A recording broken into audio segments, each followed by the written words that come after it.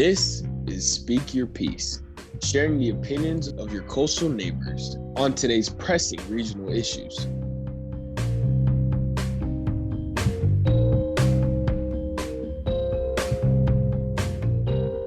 When I heard the rain, I worried most about my dad. He had traveled across the country to California for work in the days before the hurricane. I thought it would be months before I saw him again. A few days later, those worried feelings turned into feelings of relief. I was reunited with my father on a sunny afternoon when the hurricane had passed. I walked into the Wilmington International Airport as the smell of rain still lingered, reminding me of what could have happened to any of us only happened to some of us, while at the same time being thankful that my dad was okay.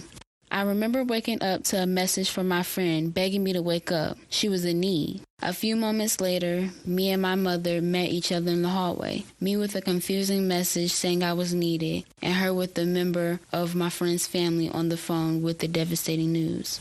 I was in shock. I had heard stories of fatalities days before, brushing it off like it could never affect me, not knowing days later I was going to get a rude awakening. My mother had just told me my friend's mother got killed when a tree fell on top of a part of the house her and her baby, not even a year old yet, were in. I remember crying in my mother's arms, heartbroken for my friend.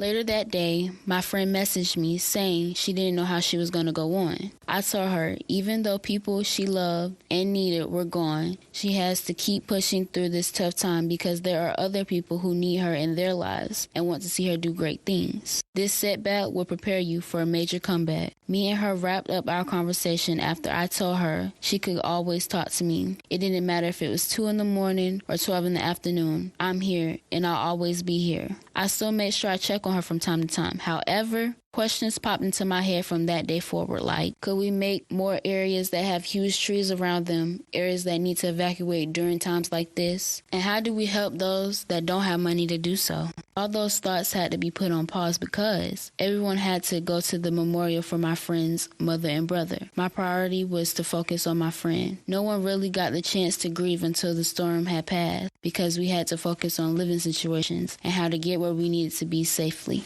After all the chaos from Florence, prep for hurricanes needs to not only change for me, but needs to change for you too. This storm opened a lot of our eyes. We need to take natural disasters seriously because the same thing that happened to them could happen to you too.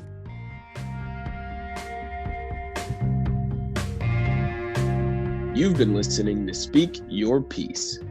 Interested in being on Speak Your Piece? Visit shoresides.org for more information on how to work with us. Thanks for listening.